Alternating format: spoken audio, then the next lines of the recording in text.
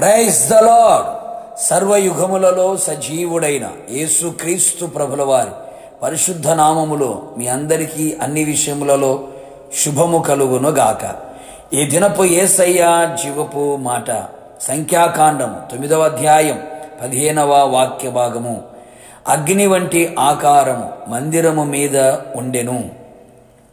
యేసయ్య వలన పిలువబడి ఏర్పాటు చేయబడి ఆయన సన్నిధానములో నిలిచి ఆయన సన్నిధిలో ఉన్న సంపూర్ణ సంతోషమును నిత్యము అనుభవిస్తూ ఆయన సన్నిధి కాంతి చేత సమాధానమును పొందుచు ఆయన సన్నిధి ప్రకాశము చేత కరుణించబడుచు ఆయన సన్నిధిని నిత్యము తోడుగా ఉండుట అనుభవించుచు ఆత్మీయ యాత్రలో పరలోక పౌరులుగా నిరీక్షణతో కొనసాగుచున్న నా దేవుని ప్రియ దైవ జనాంగమా, మనము ఆయనకు దేవాలయమై ఉన్నాము. మన దేహము ఆయనకు దేవాలయము, మన మనస్సు ఆయనకు మందిరమై ఉన్నది, మన హృదయము ఆయన నివాస స్థానమై ఉన్నది. అగ్ని వంటి ఆకారము మందిరము మీద ఉండెను అని వ్రాయబడి ఉన్నది. మన దేవుడు దహించు అగ్ని అయి ఉన్నాడు అని వ్రాయబడి ఉన్నది. ఆయన నిత్యము దహించు అగ్నిగా నిలిచి ఉన్నాడు. మందిరముగా ఉన్న మన మీద దహించు అగ్నిగా ఆయన నిలిచి ఉండవలెను. ఆయన మనతో మన చుట్టూ అన్ని వైపులా దహించు అగ్నిగా ఉండవలెను. నేను దాని చుట్టూ అగ్ని ప్రాకారముగా నుందును, దాని మధ్యలో మహిమకు కారణముగా ఉందును అని సెలవిచ్చెను కదా. అంటే ఆయన అగ్ని ఆకారముగా ఆయనే ఉండి మనలో అనేక అద్భుత కార్యములను, సూచక క్రియలను, మహా ఆశ్చర్య కార్యములను ఆయనే జరిగించి ఆయన తన నామమునకు మహిమను తెచ్చుకొనును. ఏ శత్రువు మందిరం మీద దాడి చెయ్యకుండాను శత్రు యొక్క కుయుక్తులు తంత్రములు ఏమీ ఇక పని చెయ్యవు. అగ్ని ఆకారముగా మందిరం మీద ఉండి వారికి ముందుగా దహించు అగ్నిగా నడిచెను.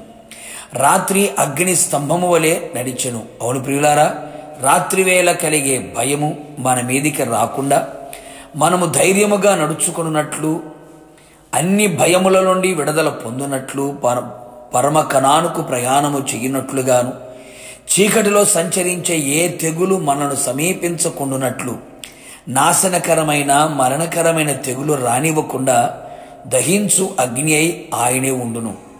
చీకటి అనుభవాలు, చీకటి క్రియలు, చీకటి కార్యాలు మనతో సంచరించనివ్వకుండా వెలుగై వెలుగు సంబంధులుగా నడిపించును. కంసాలి అగ్ని వంటి వాడిగా ఉండి ఆయన మనలను పరిశుద్ధపరచును. దహించు ఆత్మగలే ఆయన ప్రతి కల్మషమును, ప్రతి అపవిత్రతను, ప్రతి మలినమును ఆయనే శుద్ధీకరించును. మందిరం మీద ఉన్న అగ్ని ఆకారముగా ఆయనే ఉండి ఈ కార్యములన్నీ ఆయన జరిగించును. ఈ అగ్ని ఆకారము ఆయన మాటే కదా, నా మాట అగ్ని వంటిది కాదా అని వ్రాయబడి ఉన్నది.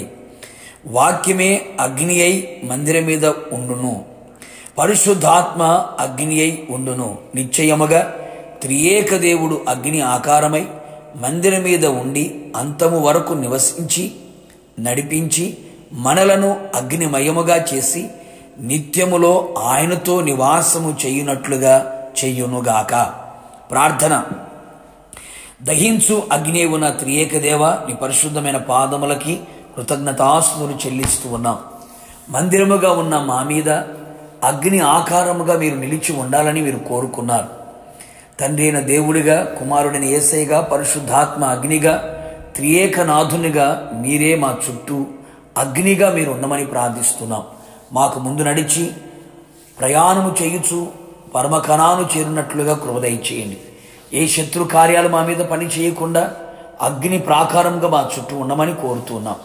పరిశుద్ధపరిచే అగ్నిగా మా జీవితంలో ఉండి మా ప్రాణాత్మ శరీరములను పవిత్రపరిచి మీ రాకడ సిద్ధపరిచి మహిమ పొందమని యేసు నామములో అడిగి పొందుకొని ఉన్నాము తండ్రి, ఆమేన్.